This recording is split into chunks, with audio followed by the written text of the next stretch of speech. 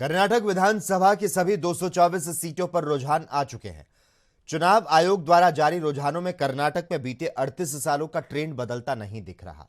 Trend के अनुसार एक बार फिर राज्य में सरकार बदल रही है। तो वहीं इन्हीं रुझानों को लेकर एएनबी न्यूज ने कैबिनेट मंत्री रणजीत सिंह से खास बातचीत की। आइए सुनते हैं क्या कुछ कहा रणजीत सिंह ने। प्रदेश सरकार में कैबिनेट मंत्री और कई दशकों से राज्य की राजनीति कर रहे, राजनीति पर पैनी नजर रखने वाले रणजीत चौटाला इस समय हमारे साथ मौजूद हैं। उनसे हम कर्नाटक में आए नतीजों के बारे में बात करेंगे। इन नतीजों का क्या असर देश और प्रदेश की राजनीति पर पड़ेगा, इस बारे में उनसे चर्चा करेंगे। नमस्कार सर। देखिए, कर्नाटक का एक मूड आपने देखा है कि तमिलनाडु में एक बार डीएमके आती है, फिर अन्ना डीएमके आ जाती है। केरल में एक बार लेफ्टिस्ट आते हैं, फिर कांग्रेस आ जाती है। और ऐसे ही कर्नाटक में एक बार बीजेपी, दूसरी बार कांग्रेस, एक बदल के ऐसी इस तरीके की सरकार आती है। एक बार एनटीआर कांग्रेस आती है, फिर चंद्रबाबू नायडू आ जाते हैं। हमारे जब 1970 में इंदिरा जी के खिलाफ भी एक मैंडेट आया, तो तब भी साउथ में एकदम दूसरा रिजल्ट था।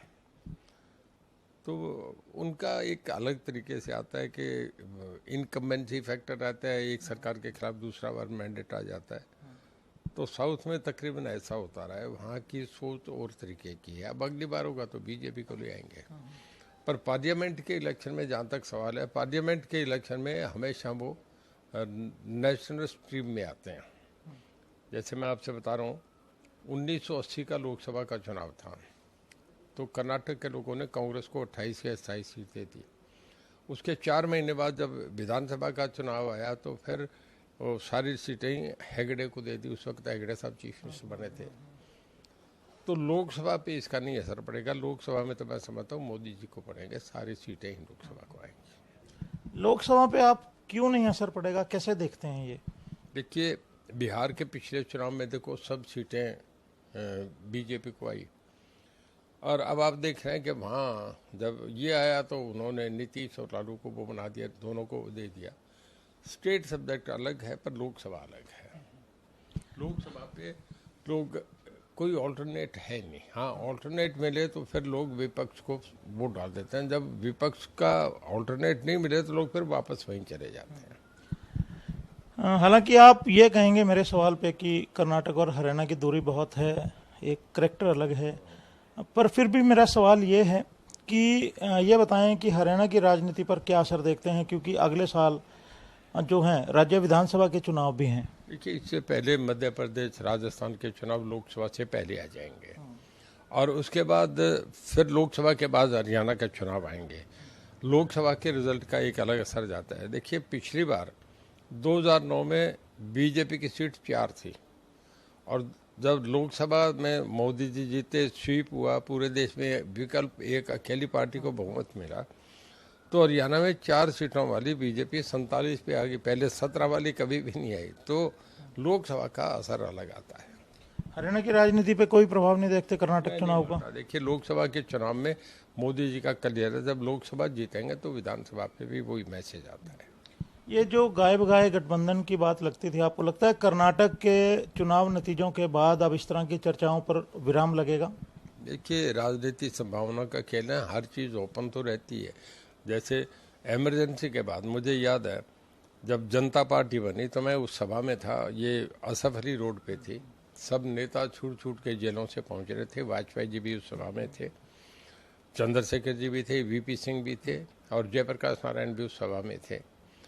उस सभा में वाजपेयी जी ने खुद ये बोला कि आज से हमने भारतीय जनसंघ का दफन कर दिया, आज से हम जनता पार्टी रहेगी, ये हमारा झंडा रहेगा।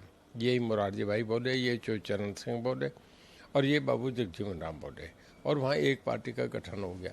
तो राजनीति में देखिए, नहीं कह सकते कि कब क्या हो, या हालात पे डिपेंड करता है, नेताओं पे। पर जो पिछला तजर्बा देखा है मैंने कि गठबंधन की सरकारें लंबी नहीं चलती। जैसे जितने भी एनडीए बनी, यूपीए बनी, उसके बाद आपका मोरारजी देसाई आए, चरण सिंह आए, चंद्रशेखर आए, देवगौड़ा आए, आई.के. गुजराल आए, जब भी ऐसे आए तो वो सरकारें टूटती बनती रही। आप चौधरी देवीलाल के पुत्र हैं, उनके नज़दीक भी रहे राजनीति में, आपने कई तरह के दौर देखे, क्या ये मान के चलें कि अब ये चुनाव नतीजे जिस तरह से आ रहे हैं, हिमाचल के आए और अब ये कर्नाटका का है, फिर उपचुनाव के आते हैं, ये कोई बदलाव की ब्यार तो नहीं ला रहे? देखिए, अलग अलग इश्यूज हैं। स्टेट लीडरशिप कामयाब रहती है नहीं रहती है, उसके खिलाफ मैंडेट आता है। पर जहाँ तक मोदी जी का सवाल है, मोदी जी एक राष्ट्रीय नेता पे बहुत बड़े जननायक बन के उभर के आ गए। और यहाँ नहीं, बाहर भी जितने हमारे एनआरआईज हैं, कभी भी ऐसा स्वागत नहीं हुआ जो उनका हो रहा है। इवन जो दूसरे कंट्रीज़ के भी प्राइम मिनिस्टर भी जब कभी बोलते हैं, कभी भी हिंदुस्तान के प्राइम मिनिस्टर के लिए ऐसे नहीं बोले, बहुत अच्छे बोलते हैं। इस तरीके से कहते हैं कि सबसे पॉपुलर लीडर है। मीडिया भी मानता है, एक वर्ल्ड ओपिनियन जो आता है उस पर जब पोल होता है तो उसमें भी सबसे ज़्यादा पॉपुलर लीडर आते हैं।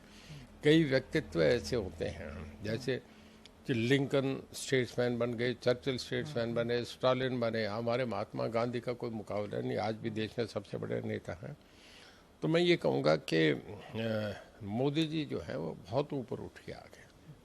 अच्छा, ये भाजपा की राजनीति से हटके बात करें, कांग्रेस की हरियाणा में राजनीति पे प्रभाव पड़ेगा? आप जानते हैं कि रणदीप सुरजेवाला वहाँ पर सारी चुनाव मैनेजमेंट को देख रहे थे। हरियाणा कांग्रेस की राजनीति को किस तरह से आप देखते हैं? आप कांग्रेस में भी जुड़े रहे, आपको वहाँ की जो एक कल्चर का भी पता है। मैं देखिए, कांग्रेस में एक तो नेता बहुत है, अभी तक पार्टी का गठबंधन नहीं बना, कौन बनेगा अभी तक कोई यूनिट्स नहीं बने। तब से मैं देख रहा हूँ, मैं जब भी कांग्रेस में था तब से भी, मैं पिछले 10 सालों से कोई यूनिट नहीं बने। जब तक आपके पास नीचे इंफ्रास्ट्रक्चर नहीं बनेगा, जब तक आपके पास इकाई नहीं बनेगी, तब तक आप पार्टी को कैसे आगे तक पहुँचाएंगे।